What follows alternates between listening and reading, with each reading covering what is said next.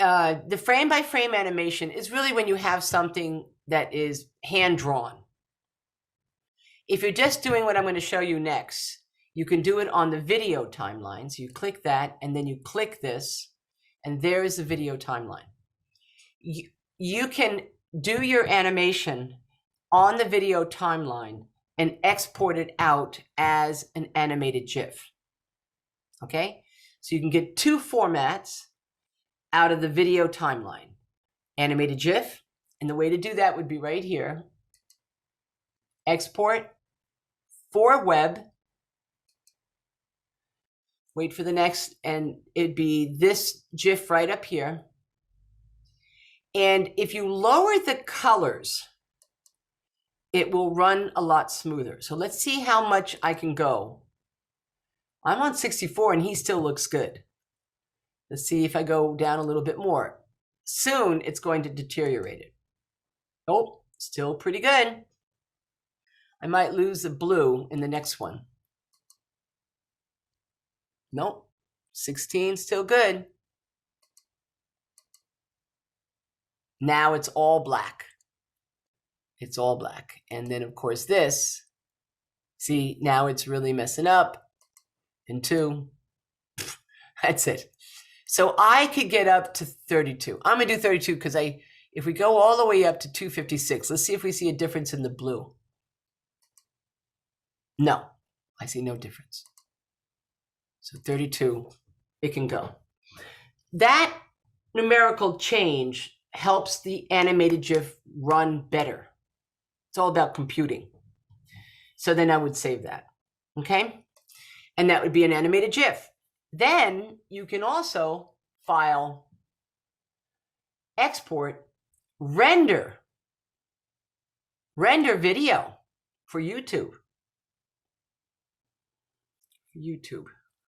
Up here, absolutely H.264. That should be by default, but it may not be. This may be what I have set it at. And it keeps it, which is good. H.264, absolutely. And absolutely YouTube 1080. They have the best compression of any video. I mean, unless you're doing feature film or something, but we're not doing that. YouTube is your platform. Now that is the way you want the video to be. Many designers, many visual effects designers, many motion designers, many editors, video editors use multiple videos, and they render it on transparency so you can lay it on top of something. So in other words, you could take a live action video.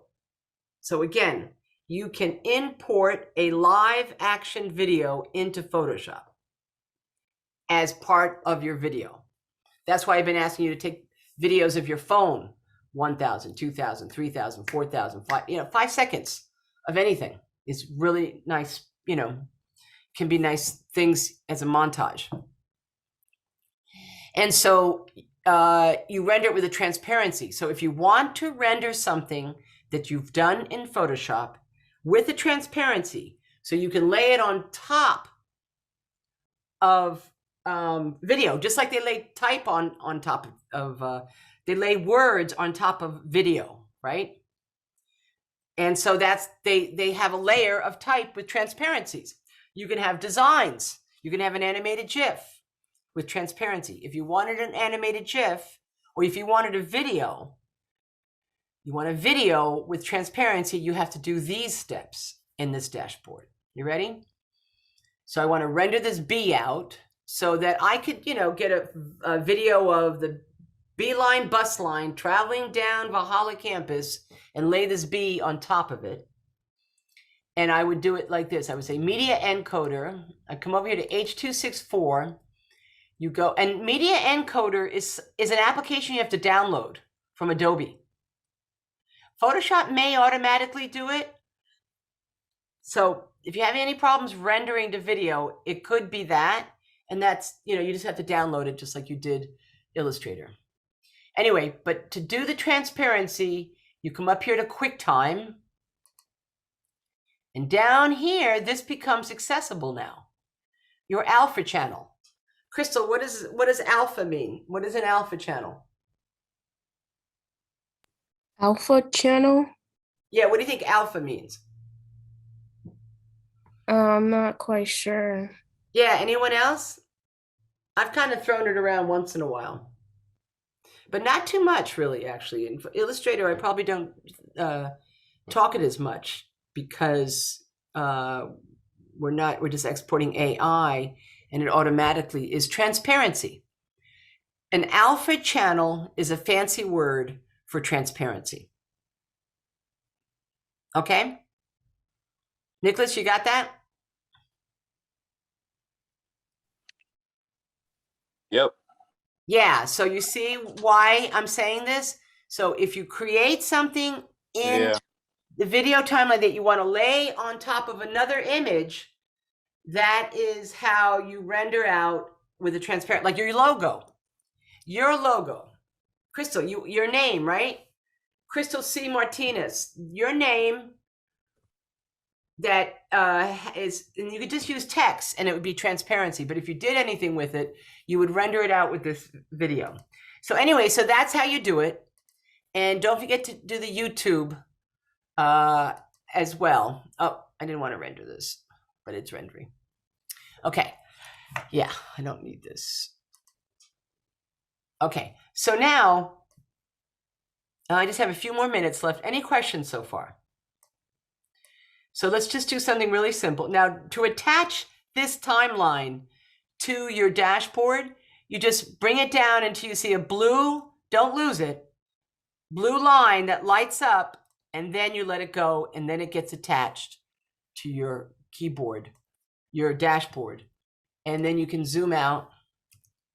Yeah, as so. So this way you can raise it and lower it.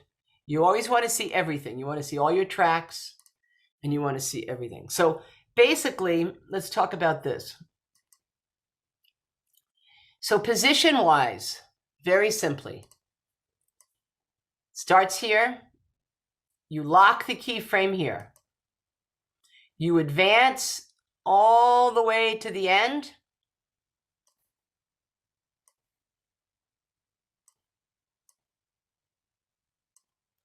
And it makes the keyframe for you.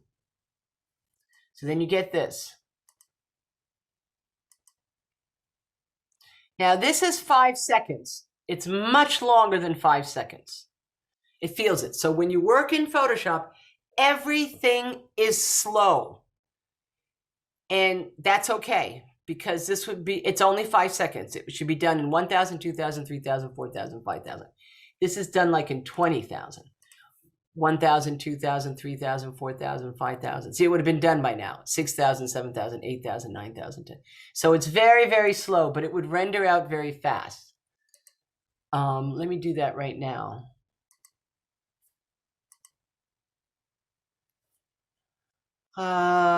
Let's see here, videos. Okay. This is going to be animated GIF to video to alpha. Okay, and let's render it out. Well, I'll render it during break time. So that's one thing. Now, if I want to scale something, let's go back to this. If I want to put a pause, like I want it to stop, you click a keyframe, so you're locking that, and then you come up here, and then you advance it like this. You click another one, and what you want is a pause here. So you come here, and you right-click on the mouse, copy, come to the next one, right-click, paste. And now, whoops, I was not on the right spot. You want to get to here, this one, right-click, paste. And now what I have is a pause, so you'll see.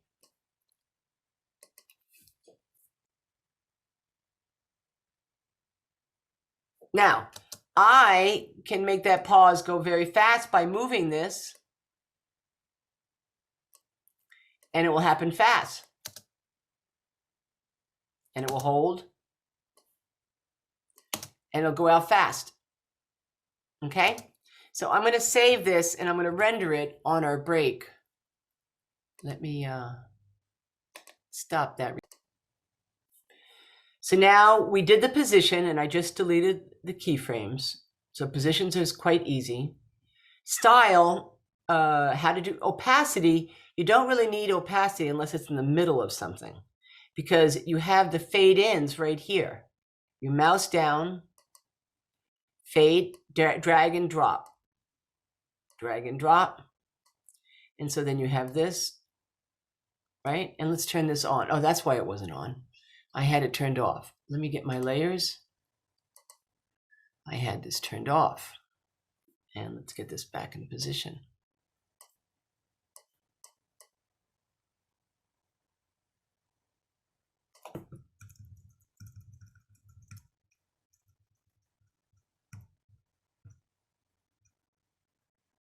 So this is now on.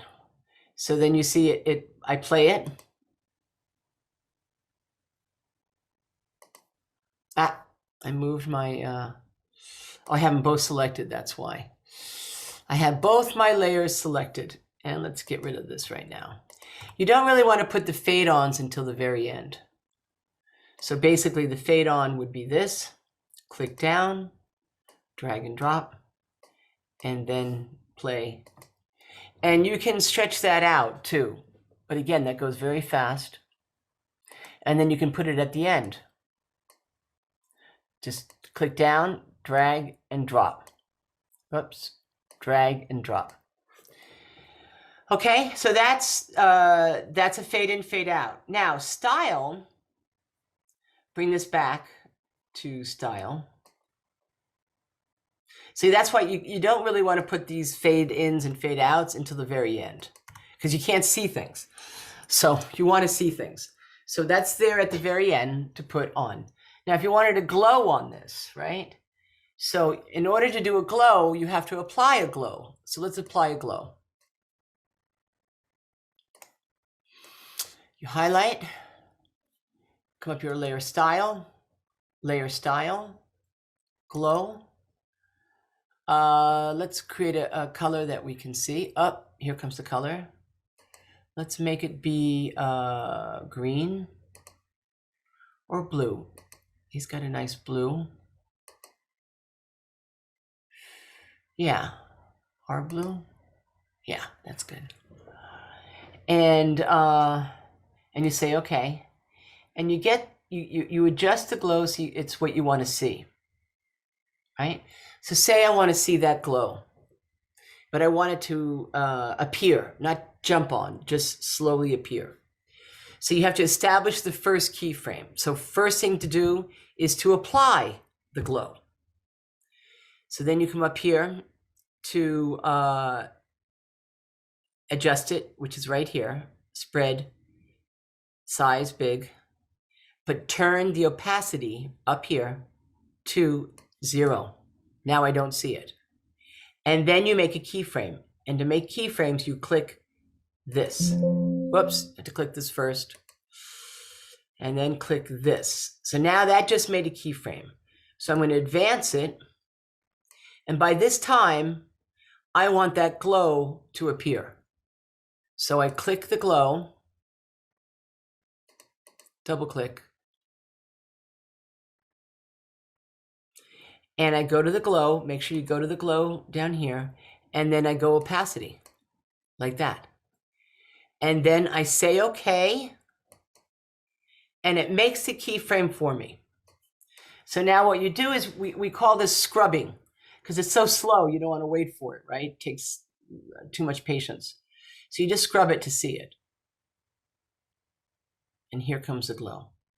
Now, if I wanted it to go away, then again, I come here, I double click the effects, double click, comes back on, go to glow, down here on the left, and bring down the glow. And so then you would get this. So that you can animate the glow on and a glow off. right? And that feels so slow, but it's actually really fast. It's 2 seconds. So you can see it feels like 20 seconds, but it's only 2 seconds. So it's very deceiving. So just remember that to do that. So now it's going to go away. And then I'm going to take it off. Now, if I wanted to scale this, right, and you see it went away because I didn't extend this. So you just hover over this and you can extend it shorter or longer. So that's the glows. Now, if I wanted to scale, you need to come over here. Whoops, let's get that back on the dashboard. Attached to the dashboard.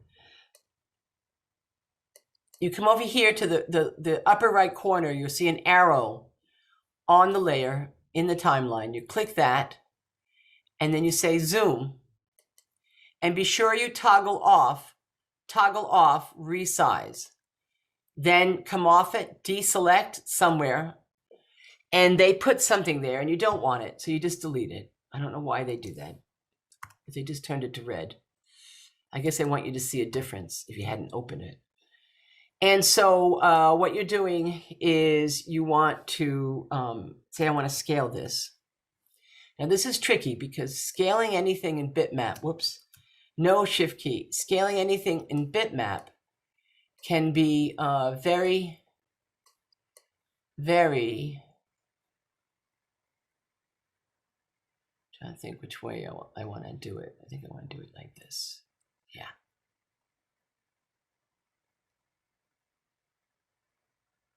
Yeah. Can be very scary. So I'll start out in that position. Let's bring this back up, say, okay, you have to double click it.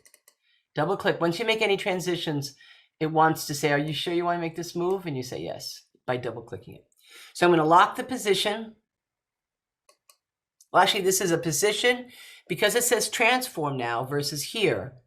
The default says position, but when you do that upper corner right, you get transform. So you can rotate, you can scale, and you can change the position all on the same layer.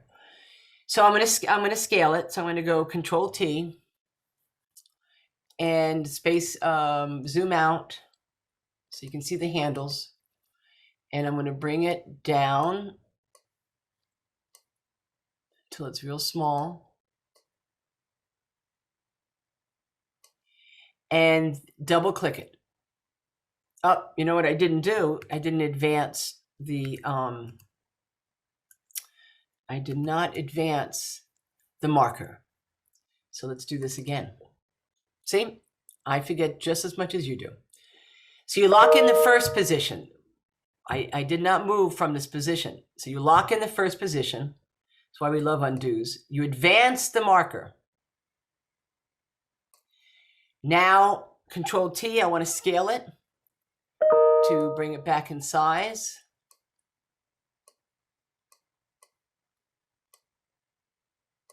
Okay, double click it, and it will make the keyframe. Watch. Here's my marker. I've advanced it. Double click. There it is. And then you get this. And then, of course, we're going to fly away. So then, again, I'm going to do, I advanced it, Control T. Get smaller. And fly away. Everybody here. Double click it, or the check mark up here. There's a check mark. And I can actually make this match the glow right here. So I could do that. So then this is what it would look like. Let's put the fade on.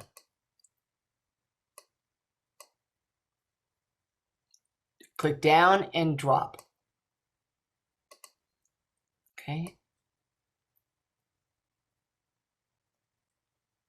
So you see, I would like a pause, right? Pause would be good. And I don't even need that fade. I think it looks nice just like this. So slow. That's why you always scrub. You always scrub. So again, let's do the copy paste.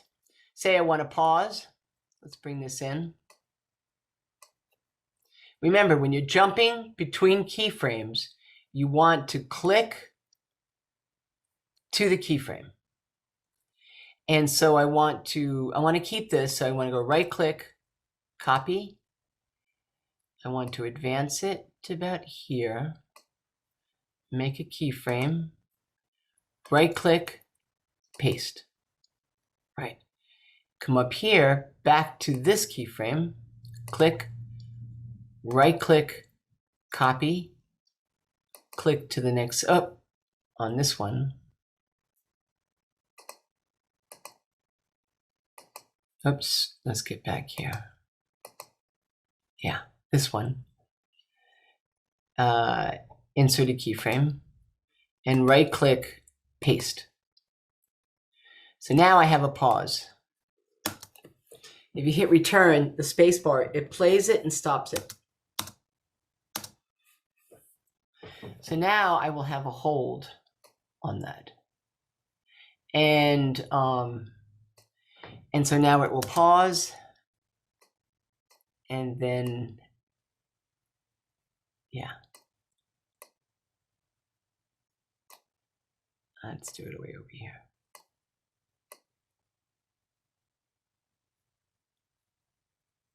Yeah.